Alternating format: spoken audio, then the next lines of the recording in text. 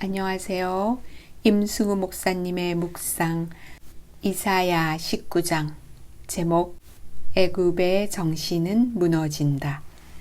그날의 애굽 땅 중앙에는 여호와를 위하여 제단이 있겠고 그 변경에는 여호와를 위하여 기둥이 있을 것이요.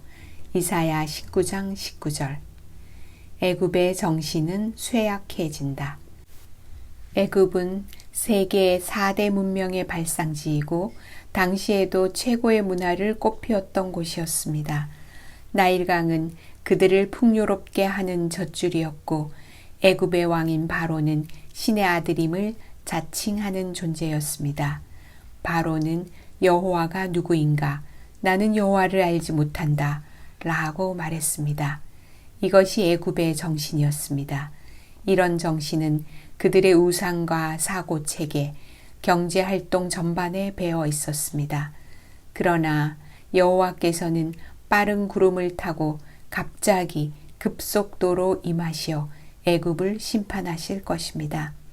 애굽의 정신은 자기 형제와 이웃, 성읍과 나라끼리 서로 다투게 하는 정신입니다.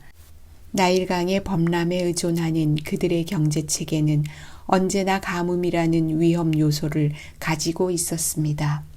결국에는 애굽의 정신은 쇠약해질 것이었고 하나님의 심판에 대해 아무런 대비를 할 수 없는 무익한 것임이 드러날 것이었습니다.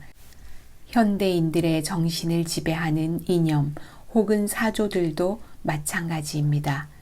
자본주의, 공산주의, 세속주의, 상대주의, 인본주의 등은 특히 공적 영역에서 하나님의 존재와 그분에 대한 믿음을 인정하지 않습니다. 특히 현대 사회를 주도하는 자본주의는 서로 다투게 하며 그 결과로 발생하는 빈부격차를 어쩔 수 없는 현상으로 받아들입니다. 자본주의를 추구하는 여러 사회는 매해 더 많은 부를 창출하면서도 빈곤한 사람들을 더 많이 양산하곤 합니다. 이런 정신은 갑자기 급속히 임할 하나님의 심판에 대해 아무런 대비를 할 수 없게 하는 쓸모없는 사고 체계입니다. 그런 일이 가능할까? 애굽에 대해 급속한 파멸을 경고한 본장은 16절부터 장면이 전환됩니다.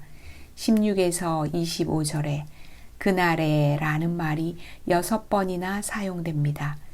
이 구절들에서는 당시에는 정말로 일어날 것 같지 않은 사건들이 그날에 일어날 것이라고 예언되어 있습니다. 애굽 땅에 가나안 방언을 말하는 사람들이 있을 것이며 만군의 여호와를 가리켜 맹세하는 도시들이 있을 것입니다.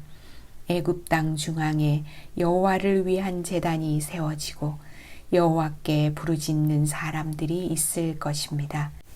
여호와께서는 당신을 애굽에 알게 하시고 애굽을 치실지라도 고치실 것이고 그곳 사람들은 여호와께로 돌아올 것입니다. 더 나아가 원수처럼 지내던 애굽과 아수르가 함께 한 하나님을 경배하며 서로 오고 갈 것이고 하나님께서는 그들 모두를 당신의 백성이라고 부르실 것입니다. 우리는 지금 전 세계에서 하나님을 경배하는 사람들이 없는 지역을 찾아볼 수 없습니다. 국적과 이념이 달라도 한 하나님을 경배할 뿐 아니라 그들이 한 곳에 모여 회의와 축제라도 할 때면 모두 한 하나님의 백성이고 한 형제의 모습으로 서로 어울리곤 합니다. 신약시대의 교회 이후로 이사야가 말한 일어날 수 없을 것 같은 예언이 성취되고 있습니다. 그리고 이 예언은 주님의 오시는 그날 온전히 완전한 모습으로 성취될 것입니다.